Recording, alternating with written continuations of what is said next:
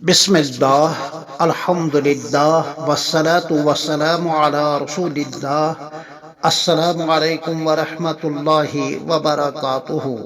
حضرت الاستاذ مولانا قاری سید محمد عثمان صاحب منصور پوری علیہ رحمۃ اللہ الباری ایک انجمن تھے۔ قسط نمبر 5۔ یوں تو حضرت والا کی ان مختلف النوع خدمات کے حوالے سے اپنی ایک روشن تاریخ ہے، اور بقول شاعر یزید کا وجہہ حسنا اذا ما زدتہ نظرا، یعنی آپ کی کتاب زندگی کا ہر باب تو حسین سے حسین تر ہے، جب بھی اور جس پہلو سے بھی آپ اس کا مطالعہ کریں تو حسن میں اور زیادہ نکھار سا محسوس ہوتا ہے۔ رد قادیانیت اور عقید تحفظ ختم نبوت اس کتاب کا سب سے زیادہ حسین باب ہے۔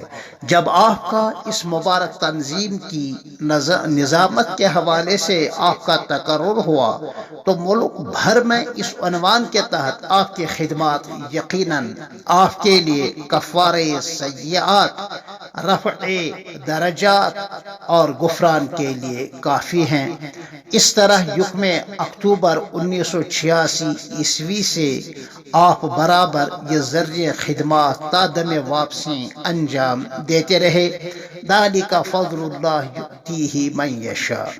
آپ خاندانی اعتبار سے بڑے رؤساء میں سے تھے، جیسا کہ اس کا تذکرہ پہلے آ چکا ہے، لیکن آپ کی ذاتی و عائلی زندگی میں قناعت پسندی، کفایت شعاری، سادگی اور زہد و تقوی کے آثار نمایاں تھے۔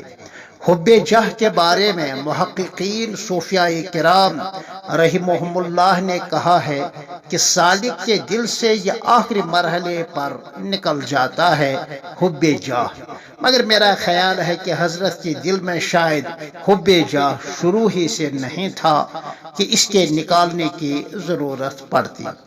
یہ کوئی مبالغہ نہیں ہے، اور نہ کوئی یہ کہہ سکتا ہے پیر نمی پرد مریداں او میں پرانند، بلکہ مشاہدات و تجربات اور واقعات اس دعوے پر شاہد عدل ہیں۔ آپ رحمہ اللہ ایک خوش کلام خطیب، خوش الہاں قاری اور شفیق استاد و مربی اور باف تھے۔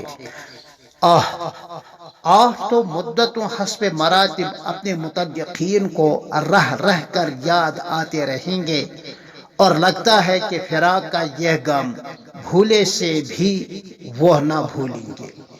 حضرت قاری صاحب، آپ کی گوناگون خدمات کے حوالے سے ہمیں پوری امید ہے کہ حضرت رحیم و کریم ذات جل مجدہ نے آپ کی مغفرت کی ہوگی، لہذا بروز حشر ہمیں نہ بھولنا جب آپ کو حافظ و قاری ہونے کے اعتبار سے، عالم ربانی اور عاشق زار و وفا شعار ہونے کے ناطے اذن شفاعت ہوگی۔ اپنے نانا جان صلی اللہ علیہ وسلم سے ہمیں ضرور ملوانا۔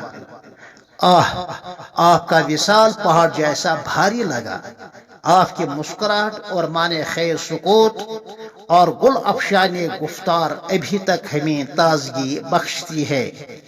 اے حسینیت اور اے مدنی صفات کے علمبردار، الوداع الوداع الوداع۔ یوں تو ہمارے اکابر اساتذہ کرام اولیاء زمان تھے اور ہیں، ایک سے بڑھ کر تھے اور ہیں۔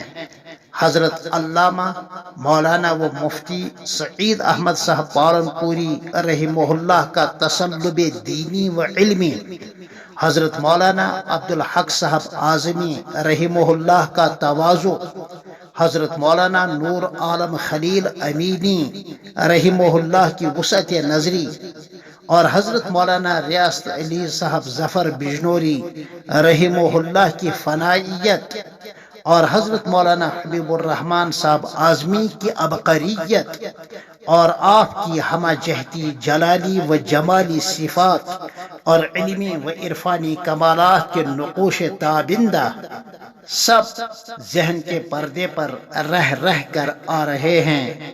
اے قبرستان قاسمی اور شہر خموشاں کے ساکنان کرام، علیکم الفضل والرحمت من الرحمن۔ پھر ملتے ہیں آپ سے انشاءاللہ اسی عنوان کے تحت قسط نمبر 6 میں۔ تب تک کے لیے السلام علیکم ورحمۃ اللہ وبرکاتہ۔